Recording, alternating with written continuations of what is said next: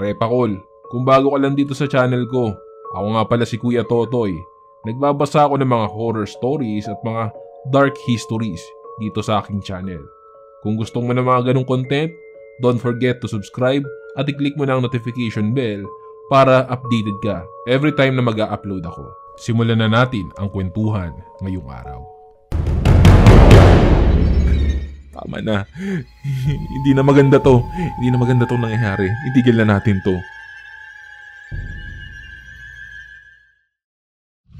Sa pagsapit ng gabi at pagbigkit ng iyong mga mata, lagi mong itatanong, ligtas ka ba?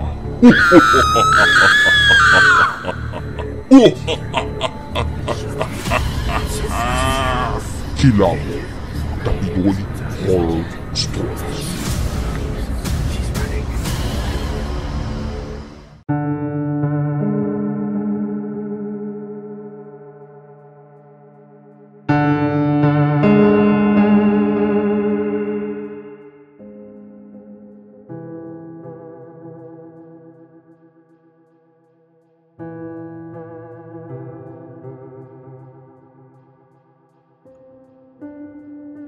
Magandang araw po sa inyo, Kuya Totoy. Itago niyo na lang po ako sa pangalang Caliboy. October 31, 2013, bago ang All Saints Day. Bago ang lahat, I just want to let you know that everything that I will tell from this story is 100% real. 5 pala kami, 3 boys and 2 girls. 15 years old pa lang ako noong nangyari ito. Dahil uso yung Halloween sa ibang bansa tuwing October 31, ay nagdesisyon kaming magbabarkada na mag-road trip sa mga nakakatakot na lugar around Pampanga. Nag-start kami ng 12 PM that day. First stop namin is an abandoned hospital. Nung pagkarating namin sa location, may security guard pala, so binawalan kami. Pero don't worry, gumawa kami ng paraan para makapasok doon. May iskinita kasi sa likuran noon. Medyo rocky road, so yung SUV na ginamit namin ay magalaw. So far, okay naman hanggang sa sumigaw yung isa naming kasama. "Gago! Kamaingay, nagdadrive ako!" Pasigaw na sinabi ng friend ko. "Aba, gago ka rin! Parang may nakita kasi ako eh." Sagot ng isa ko pang kaibigan. Tuloy lang siya sa pagdadrive hanggang sa makapasok na kami sa ospital. So yung isa kong friend may dalang DSLR camera. Kasi baka may makuha raw kaming raw pictures ng mga multo. Nagsama-sama kami at nagsisigawan na parang mga tanga. "May mga iba ba kaming kasama dito? Kung oo, magparamdam naman kayo." Sumigaw ako na kinakabahan kung meron nga bang magpaparamdam sa amin. And then after kong sumigaw, may bumagsak na empty can soda. Nagilahan kami ng damit at nagsigawan. Nilapitan namin kung saan nanggaling yung tunog na iyon. Habang papalapit kami, biglang nangamoy kandila na parang insenso, pero wala namang usok. Tumakbo kami palabas kasi sobrang nakakakilabot na ang mga nangyayari. Habang tumatakbo kami palabas, ay nawawala ang amoy. At nung papalapit na kami sa SUV, ang daming lata na kalawangin. Alam namin walang empty cans nung pagbaba namin. Kaya nakakapagtaka na bakit meron na dito na nakapalibot sa aming sasakyan. And then habang papalayo na kami, nakita namin yung security guard at hinarang kami doon sa iskinita. Sa sobrang takot namin ay bumusita na lang ang kaibigan ko at pinatakbo ang SUV ng mabilis. Maririnig mo ang sigaw ng security guard na galit na galit. Pagkalabas namin ng area na yon, nagpark kami sa pinakamalapit na McDonald's at nagtinginan lang. Parang ayoko na sumama sa Manila. Ayoko na. Sabi nung isang kasama naming babae. Hala girl, huwag kang ang KJ. Madalang lang ito. Sabi pa nung isang girl na kasama namin. Pumayag siya na sasama pa rin siya. Ang next location namin ay sa isang sementeryo but nothing crazy happened. So, skip na lang natin ito. Actually, nasayang lang ang isang oras namin doon. Mga bandang 4:30 PM na and dumaan kami sa SM para bumili lang ng snacks kasi naubos na yung binili namin. Sabihin na nating 5 PM yun nung on the way na kami sa Balete Drive. So from Pampanga hanggang doon is 3 to 4 hours ang biyahe. Nagtatanong kami ng direction kasi hindi pa uso ang GPS sa kotse noon. So lahat ng tinatanong namin, either natatawa sila o binabawalan kaming pumunta doon. Lalo na't 9 PM na yun na malapit na mag 10 PM. Sobrang nahilo kami sa daan pero nakarating kami. Habang papalapit kami, may nakita kaming nagbabantay na matanda. Deadma lang namin kasi halatang buhay naman siya. Tapos nung nakalayo na kami, nakatayo lang siya at sumisigaw. Walang halos katao-tao noong mga oras na yun. Napakadilim. Makikita mo lang yung daan at mga puno na naiilawan ng headlights. Doon sa paliko, na-excite na ako kasi wala naman akong third eye nang biglang may shadow na dumaan sa harapan namin, nakitang-kita naming lahat.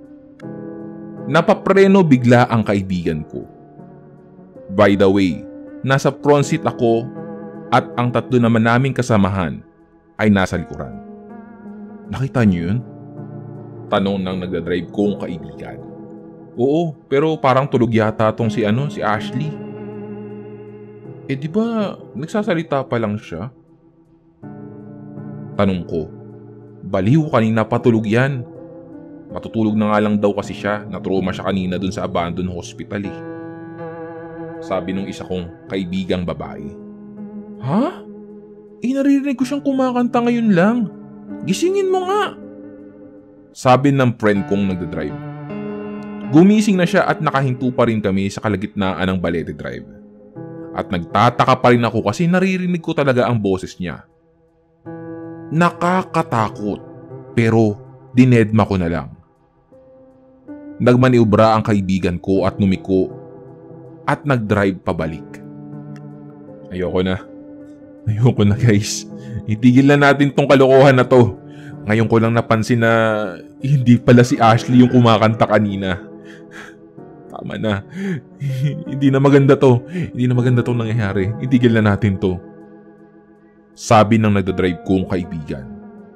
Tumahimik na kaming lahat habang palabas na kami ng Balete Drive hanggang sa may napansin ang driver namin. Teka, parang ang bigat ng kotse. Binuksan niya ang pinto at tiningnan kung flat yung gulong namin, pero hindi naman. Pagkabalik niya sa loob ng SUV ay sobrang amoy usok. Ganon pala ang amoy sa Balete Drive, which is weird kasi wala namang kotse na dumadaan. Binuksan ko yung bintana para lumabas yung amoy. Hanggang sa pumreno ulit nang pabigla yung kaibigan ko kasi yung matanda na nakita namin ay nasa harapan na namin bigla. Nakatayo at mukhang galit na galit. Hindi siya nakakatakot. Mukha siyang maamo at malinis. Ano ba, Manang? Umaharang ka eh! Sumigaw ang kaibigan ko sa may backseat. Huwag kayong mag-alala. Iiwan ko rin kayo after kong mapaalis yung 5 kaluluwa na kasama nyo. Merong 4 sa loob. Isa sa taas ng kotse nyo. Sabi nung matanda kung kaya nagtinginan kami at nagsimulang sumigaw. Nagsilabasan kami ng SUV. Yung 2 babae ay umiiyak habang yung isang lalaki naman ay binabantayan niya ang mga ito. Manang, totoo po ba? O baka binibiro nyo lang po kami? Tanong ko sa kanya kasi wala akong third eye at hindi rin ganoon ako masyadong natatakot. Iho, kayo ang nakakita sa akin kanina pero hindi kayo huminto. Bakit ho ba? Ano po bang kailangan nyo sa amin? Tanong ng kaibigan ko. Hindi nyo ba alam na dapat bago kayo dumaan dito ay dapat bubusina muna kayo? Dahil sasamahan at sasamahan kayo ng mga ligaw na kaluluwa at pwede rin kayong madisgrasya. Nagsorry kami at ikinuwento namin yung nakita naming anino at yung biglang pagbigat ng SUV. Nilabas niya yung 2 rosaryo niya na nasa bulsa at may isa pang nasa leeg niya. Yung 3 kong kasamahan ay nakahawak sa isang rosaryo. Yung isa naman ay hawak ko at ng isa ko pang kaibigan. May dalang posporo and napaka-weird ng kandila nung matanda. Sinindihan niya at nagsimula siyang bumulong ng mga hindi maintindiang salita. It took 10 minutes para matapos siya and bigla niya sinabi na bilisan niyo ang paglabas. Tapos sumigaw siya na galit na galit. Umalis na kayo dito! Ngayon pa lang, habang kaya ko pa! Hindi ko alam kung ano ang ibig sabihin niya roon, pero ayaw niya tanggapin pabalik yung mga rosaryo. Sumakay na kami at nag-drive palayo. And then nakatingin ako sa side mirror. Kinakausap ng matanda yung hangin. Sobrang nakakapangilabot ang mga pangyayaring iyon. Umiiyak pa rin yung 2 babae at deadman naman yung isa naming lalaking kasama sa likod kasi busy siya kaka-text sa girlfriend niya. Gumaan na yung sasakyan.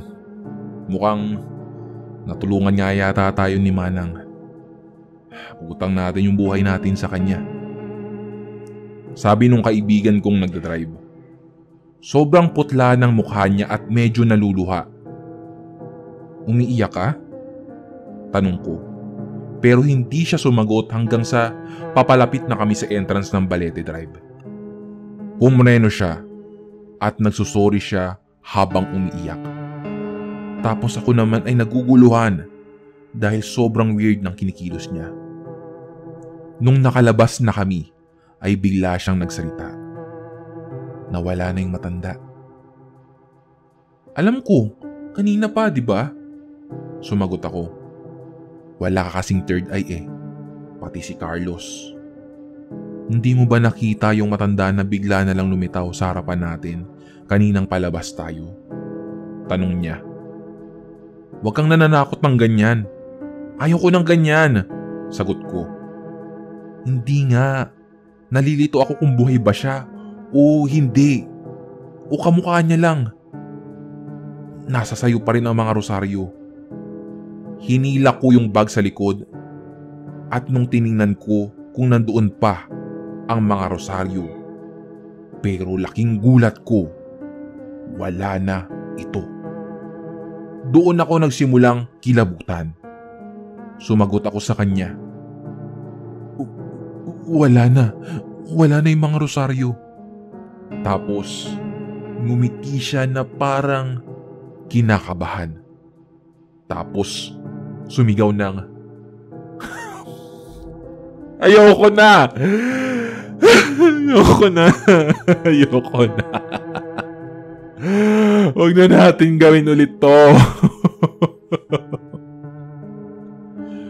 Tumahimik kaming lahat. Nag-drive siya ng tahimik.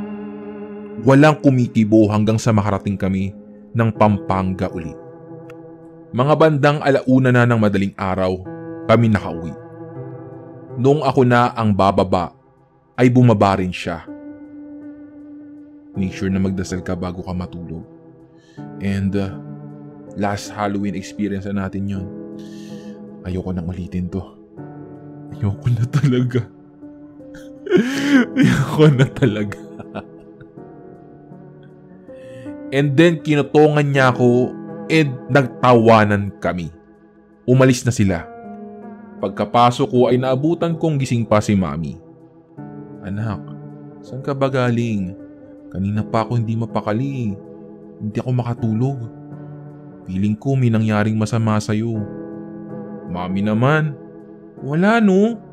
Ayos lang ako. Huwag ka na mag-alala. Sige na po, matulog na tayo. Sabi ko sa kanya. And then pag alis ko ng polo shirt ko, sumigaw ang mami ko. Anak, ba't may galos ka? Saan mo nakuha yan? Tumingin ako sa salamin ng patalikod.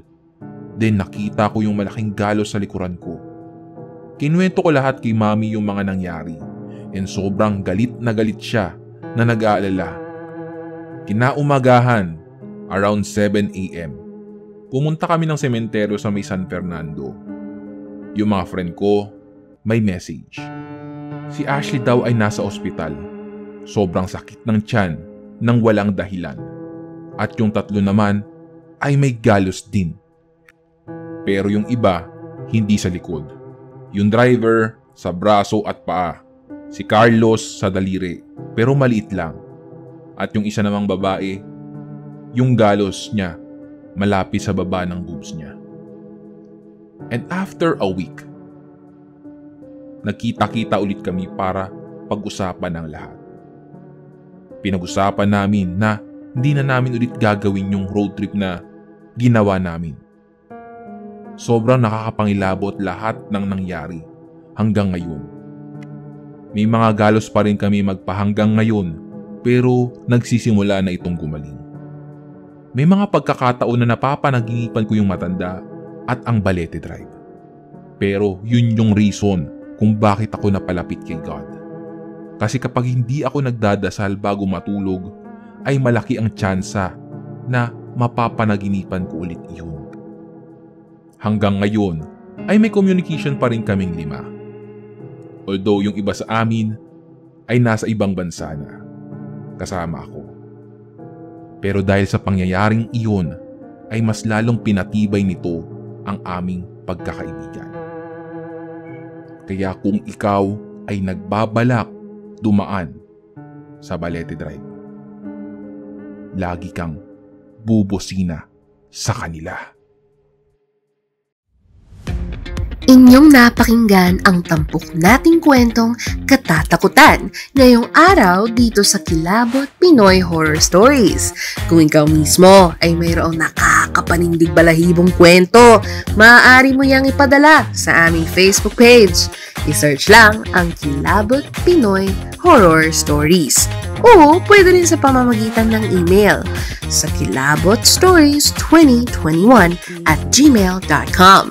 Huwag mo na rin kalimutan i-click ang follow button at notification bell sa Spotify para updated ka sa mga bagong episodes. Mag-subscribe na rin kayo sa ating YouTube channel. I-search lang ang Kuya Totoy Kilabot dahil doon tayo madalas na nag-upload ng ating mga stories. Hanggang sa susunod na kwentuhan, mga repakol! Paalam!